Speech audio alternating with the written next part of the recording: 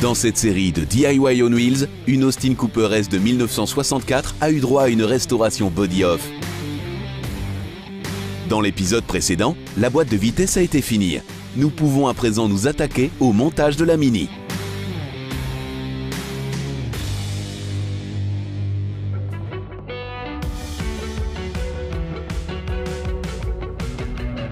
Entre-temps, toutes les pièces ont été rassemblées et triées. Les nouvelles pièces sont prêtes pour le montage aussi. Les pièces dotées de laque en poudre sont également de retour. Voilà, ce sont toutes les pièces de la suspension, le châssis à l'avant et à l'arrière et tout ce qui va dessus. Toutes ces pièces ont d'abord été dégraissées, puis sablées et dotées de laque en poudre. Tout est à présent propre et prêt à être remonté. Voici les nouvelles pièces pour le châssis. Et ici, ce sont tous les boulons et vis du châssis, du système de freinage et autres. Ces boulons n'ont pas encore été nettoyés. Je ne le ferai que quand j'en aurai besoin, car il y aura aussi beaucoup de nouveaux boulons et vis. Je m'éviterai ainsi tout travail inutile. Je ne dois par exemple pas nettoyer ce contact de frein, car j'en ai acheté un nouveau. Je verrai bien pendant le montage de quoi j'ai besoin ou pas.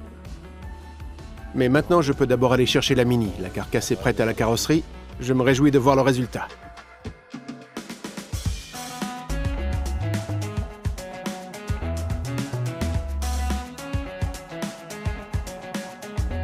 Elle est belle, hein?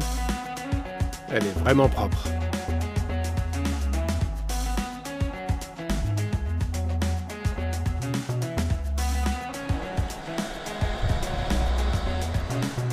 La carcasse est chargée avec soin et amenée au garage.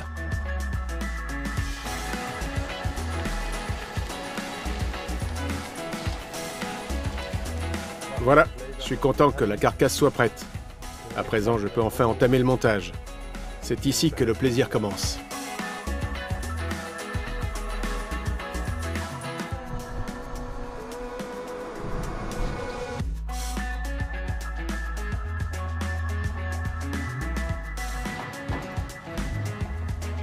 La carcasse de l'Austin Cooper a eu droit à une belle nouvelle couche de peinture. Mais sous cette peinture, beaucoup de choses ont été adaptées aussi. Je vais vous montrer un peu tout ce qui a été adapté. Il y a tout d'abord désormais les bons seuils. 1, 2, 3, 4 trous. Ici, il y a aussi un problème. Il y avait trop d'enduit. Cela a été résolu et l'excédent a été éliminé. Et au niveau de la portière, il y avait également un problème avec les charnières. Mais maintenant, tout va parfaitement. Le toit a également été peint en blanc. À l'origine, les Mini rouges arborent toujours un toit noir. Mais pour les voitures de rallye, ils passaient toujours à un toit blanc. Il y avait une raison spéciale à cela. Lorsque ces voitures effectuaient des rallyes de longue distance, comme le rallye alpin ou Liège-Rome, elles passaient la frontière italienne. Les voitures italiennes étaient toutes rouges, avec un toit blanc. Lorsque la douane italienne voyait donc arriver une voiture rouge avec un toit blanc, celle-ci pouvait tout simplement poursuivre sa route. Si la voiture était d'une autre couleur, elle devait s'arrêter. C'est pourquoi toutes les voitures de rallye, Mini, MG et Austin Haley étaient aussi dotées de peinture rouge et d'un toit blanc. La douane italienne n'y voyait que du feu et les laissait passer. Elle ne perdait ainsi pas non plus de temps pendant le rallye. Et c'est pour cette raison qu'elles ont tout un toit blanc. La porte de coffre est à présent aussi dotée d'un panneau en aluminium. Sur les voitures de rallye, les portières et le coffre étaient également tous en aluminium pour gagner du poids. Ici aussi donc. Regardez, c'est du métal. Le cadre de la porte est toujours en métal, mais le panneau même est donc désormais en aluminium. C'est pareil pour les portières.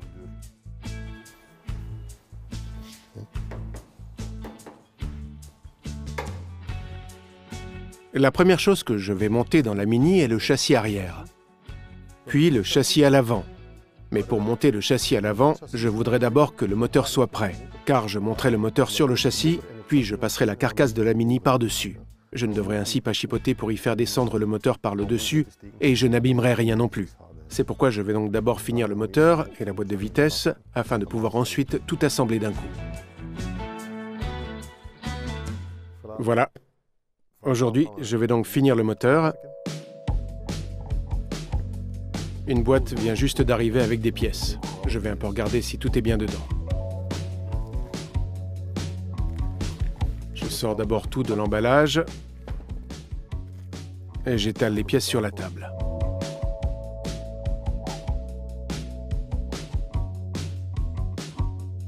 J'ai commencé par étaler et nettoyer toutes les pièces du bloc moteur. Je peux ainsi voir ce qui est encore utilisable et ce qui doit être remplacé, comme ce joint torique. J'en ai déjà préparé un nouveau. Les pignons sont ensuite contrôlés. Cela n'est pas visible, mais il y a déjà ici et là une petite bavure, parce qu'un côté tranchant est apparu. Nous allons donc les remplacer. Et ils ne coûtent pas non plus très cher. Nous utiliserons donc de nouveaux pignons. Et cela signifie que celui-ci peut être jeté et sera remplacé par un nouveau.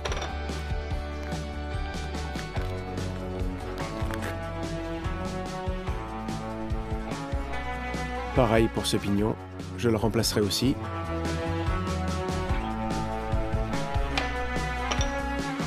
Et Karl prépare ainsi toutes les pièces.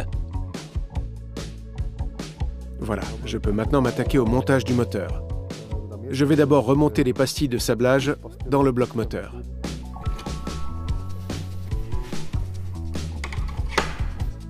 Qu'est-ce qu'une pastille de sablage? Il s'agit d'un élément d'étanchéité se trouvant ici pour garder l'eau dans le bloc. Pourquoi ces pastilles? Eh bien avant, le liquide de refroidissement était d'une qualité bien différente de celle d'aujourd'hui, et on utilisait parfois de l'eau ordinaire. En hiver, l'eau gelait et se dilatait. Le moteur pouvait ainsi parfois même éclater. C'est pourquoi on place ces pastilles. Elles sont alors éjectées, mais le bloc moteur, lui, n'éclate pas. Il faut toujours les remplacer, car elles sont toujours rouillées à l'intérieur. Celles-ci sont encore en assez bon état, mais parfois, elles sont rongées par la rouille, et donc fuient. Dans notre cas, on ne va pas prendre de risques, et on va les remplacer toutes par de nouvelles pastilles. Celles-ci sont simplement enfoncées dans le bloc. Je mets aussi un peu de produit de blocage dessus.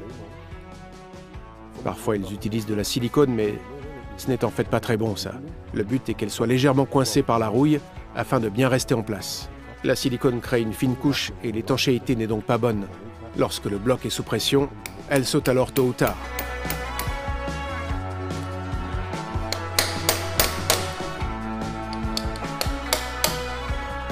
Voilà. Il faut bien sûr aussi faire attention de ne pas les enfoncer trop profondément. C'est ensuite au tour de la pompe à huile. Elle est entraînée par l'extrémité de l'arbre à cames. L'arbre à cames est entraîné par la distribution, comme vous le verrez par la suite. Mais la pompe à huile s'accroche ici au bout de l'arbre à cames. L'huile est alors aspirée via ce trou, puis via ce trou depuis la boîte de vitesse.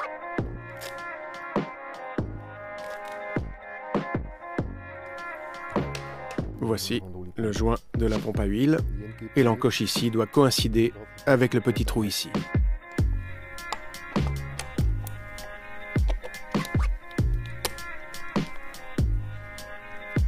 Karl ne fixe pas encore directement la pompe. Il teste d'abord si elle tourne bien avec l'arbre à cames. Vous pouvez maintenant entendre que la pompe à huile tourne. L'arbre à cames est à présent bien centré dans la pompe à huile. Je peux donc serrer la pompe à huile. Je desserre les boulons un à un et je mets un peu de produit de blocage. Et ils sont ainsi fixés un à un.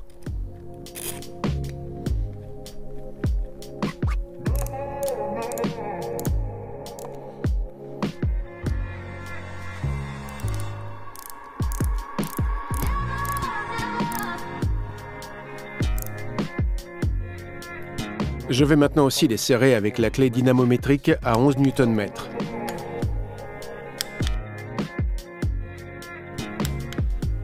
Je contrôle encore bien tout. Voilà.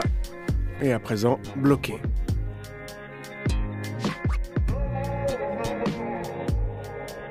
Tout est bon.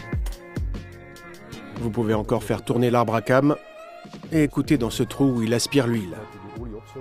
On entend bien qu'il pompe déjà. Je peux maintenant monter tous les éléments de la distribution, c'est-à-dire la chaîne de distribution, le couvercle et les pignons. Puis je règle correctement l'arbre à cames sur l'arbre moteur.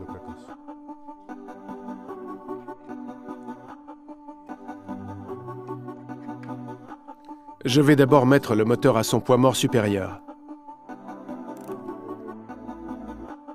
Il est maintenant au point de basculement du piston, entre la montée et la descente. Il change ici de côté. Mais avec ce moteur, vous ne pouvez pas vous tromper. Il doit toujours se trouver en haut, et à présent, il est quasiment en haut. Tout à l'heure, vous ne pourrez pas vous tromper avec les pignons car ils doivent être bien alignés.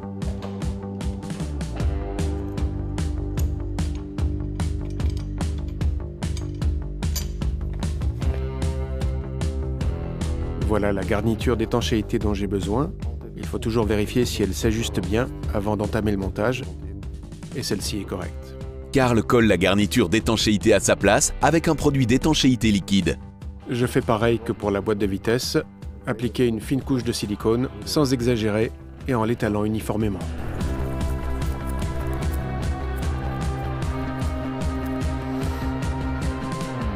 Et la pièce reste ainsi bien en place pendant qu'il monte le couvercle.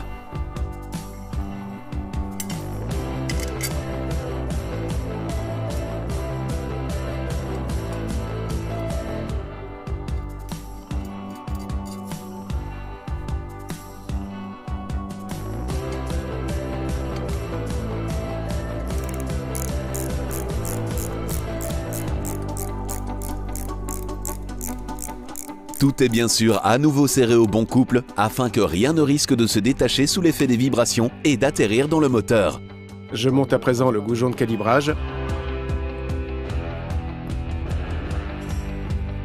Il veillera à ce que le pignon reste en place. Vous voyez ici sur ces pignons, ce sont les deux nouveaux qu'il y a deux repères. Il y a ici une petite boule et ici aussi. Elles doivent toujours être bien alignées. Je vais maintenant tourner l'arbre à cam de manière à ce que le goujon de calibrage s'ajuste aussi dans l'arbre à cam et soit bien aligné.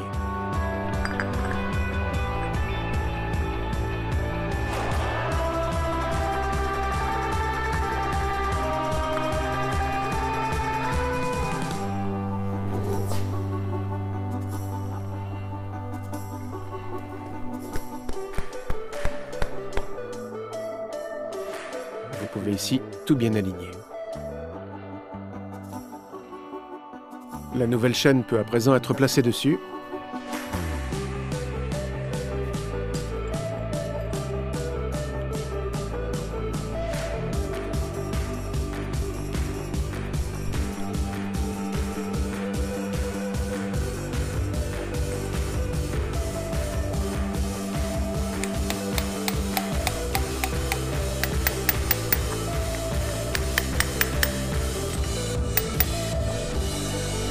Avant de tout serrer, je vais d'abord encore contrôler si tout est toujours correct, car lors du montage, il y a eu un léger déplacement.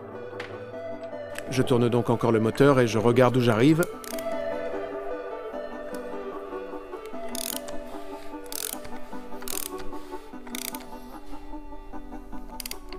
Voilà, les pistons sont en haut et l'arbre à cam est correct.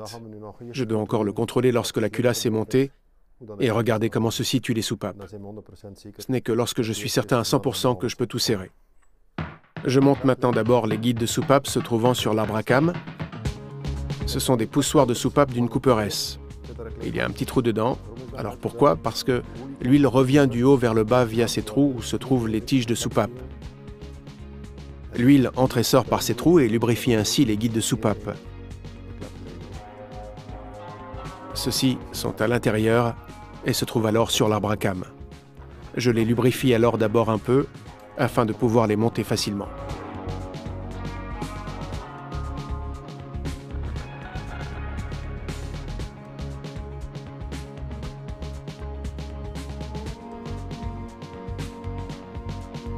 Voilà, ils se mettent bien en place. Vous voyez que l'un se trouve plus profondément que l'autre. Celui-ci est un peu plus haut et celui-ci aussi. Cela est simplement dû à la position des cams, ce qui est normal. Là, je vais d'abord monter les boulons. Lors de la révision du moteur, ils ont rendu ce coin ici conique avec une fraise. Pourquoi est-ce qu'ils ont fait ça? Eh bien, quand vous placez les boulons, si ceci est plat et que vous serrez le boulon, vous tirez toujours le filetage un peu vers le haut. Et alors, ce n'est plus complètement plat. Et ici, cela ne peut pas arriver grâce à la forme conique. Je place d'abord les 4 plus longs. On est ici à l'arrière du moteur, là où les culbuteurs sont aussi montés, et c'est pour ça qu'ils sont plus longs.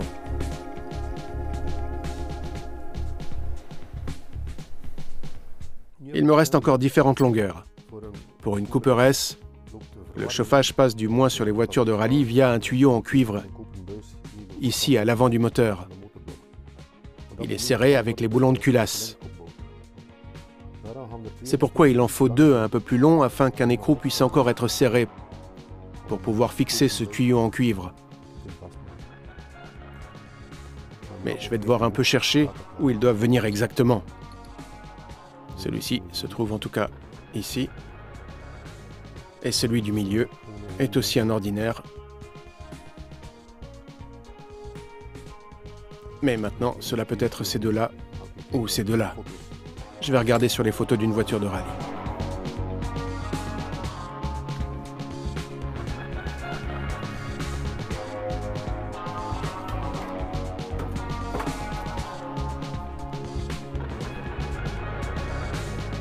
On voit clairement ici que le tuyau en cuivre est fixé sur les boulons du milieu.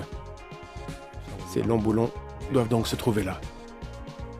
Et ici, on le voit bien aussi. Je vais donc placer ici ces longs boulons afin qu'un écrou supplémentaire puisse encore venir dessus.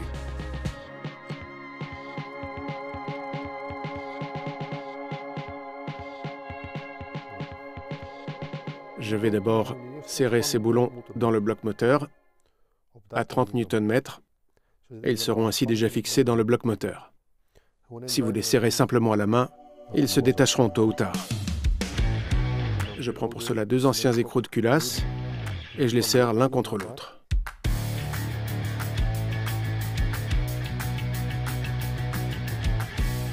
Voilà, et maintenant, je peux les serrer au bon couple de serrage.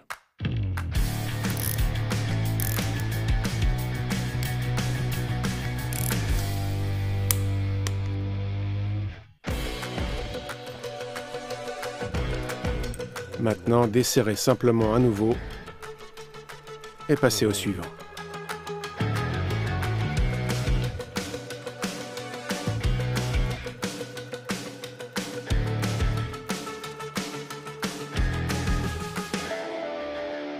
Une Cooper S a 11 boulons. Un boulon ordinaire et les autres sont serrés avec des écrous. Sur une Mini ordinaire, ces deux-là n'y sont pas. Celui-ci est très étroit parce qu'il y a un peu de place, mais on en a tout de même monté un. Ici, il y a un perçage complet vers le conduit d'eau où se trouve aussi la pompe à eau. Pour être tout à fait certain que de l'eau ne monte pas le long de ce boulon, j'applique toujours un peu de silicone dedans pour l'étancher.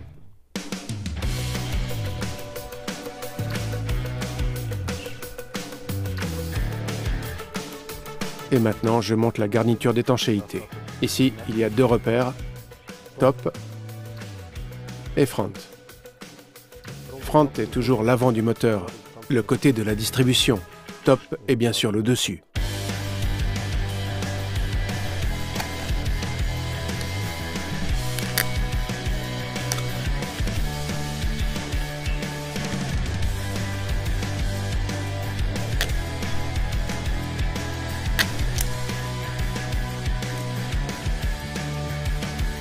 Et puis la culasse dessus.